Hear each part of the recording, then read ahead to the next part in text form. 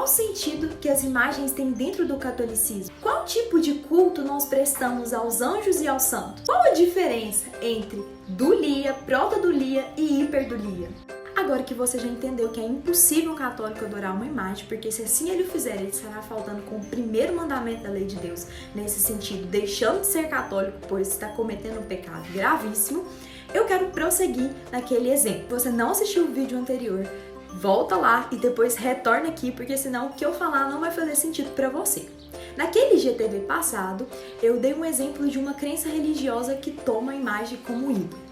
Para o catolicismo, as imagens têm o sentido de serem ícones, ou seja, sinais que nos levam a contemplar a beleza e a grandeza de Deus. Saindo até mesmo do sentido religioso, nós podemos afirmar que a arte tem em si mesma a capacidade de despertar em nós emoções. Seja, por exemplo, ao ver uma fotografia de um familiar falecido que você amava muito, despertando a saudade.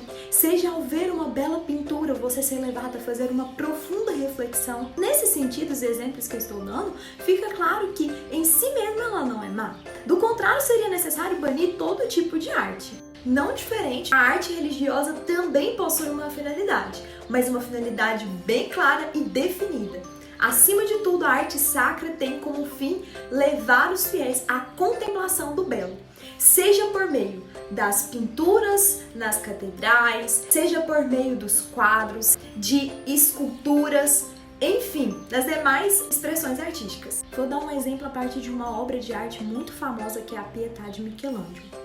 Ao olhar para aquela escultura com toda a atenção, não há como não meditar ali um coração de uma mãe que chora, que sofre a dor do seu filho, mas de uma mãe que permanece firme, até mesmo na cruz, no sofrimento, que permanece fiel aos projetos de Deus e nesse sentido contemplar as dores de Maria e ao mesmo tempo contemplar a grandeza do amor de Deus que envia o seu próprio filho para morrer por mim e por ti, por amor a cada um de nós. Entendido então que elas são ícones, ou seja, são sinais que nos levam até Deus, agora ficará mais fácil para você entender qual então é o tipo de culto que nós prestamos aos anjos e aos santos. Dulia vem do grego e significa venerar.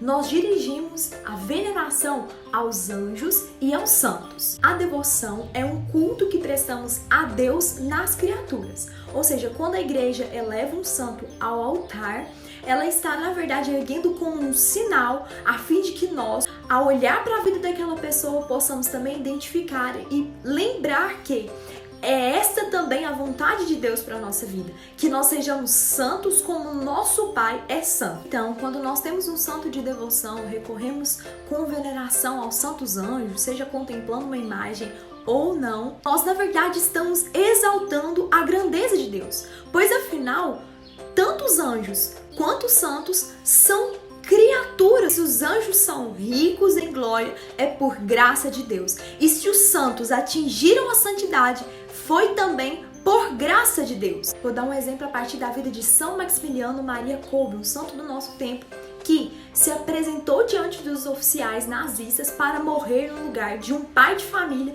que chorava porque não poderia mais ver a sua esposa e os seus filhinhos.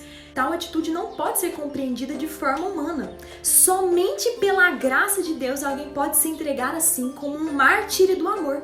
Somente pela graça do amor de Deus sendo infundido no coração.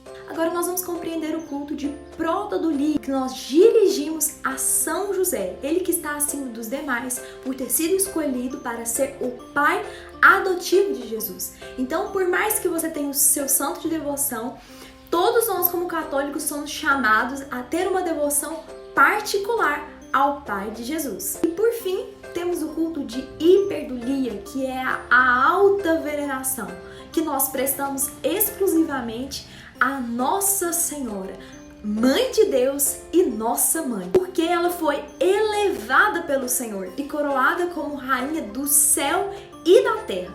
Portanto, todos os católicos devem ter uma veneração particular e especial, pois ela está acima de todos os anjos e de todos os santos. Todos os louvores que damos à Virgem Santíssima, seja rezando uma Salve Rainha ou a Ave Maria, em que nós dizemos bendita és tu entre as mulheres, na verdade nós dirigimos todos estes louvores a Deus, porque se ela foi bendita, se ela foi plena da graça, foi em virtude daquele que concedeu.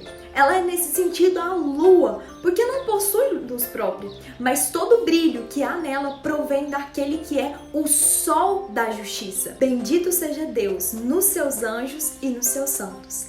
Essa oração que nós rezamos a cada bênção do Santíssimo resume tudo que eu falei. O Senhor é bendito, porque toda glória provém dele, aquele que é o fim de todas as nossas devoções e deve também ser o fim último de todas as nossas ações. Então é isso, pessoal. Espero que você tenha conseguido compreender. Se você gostou, não custa nada. Compartilhe aí com seus contatos. Assim, de fato, as pessoas vão conhecer e viverem a fé católica. Muito obrigada, que Deus abençoe e salve a Maria Imaculada.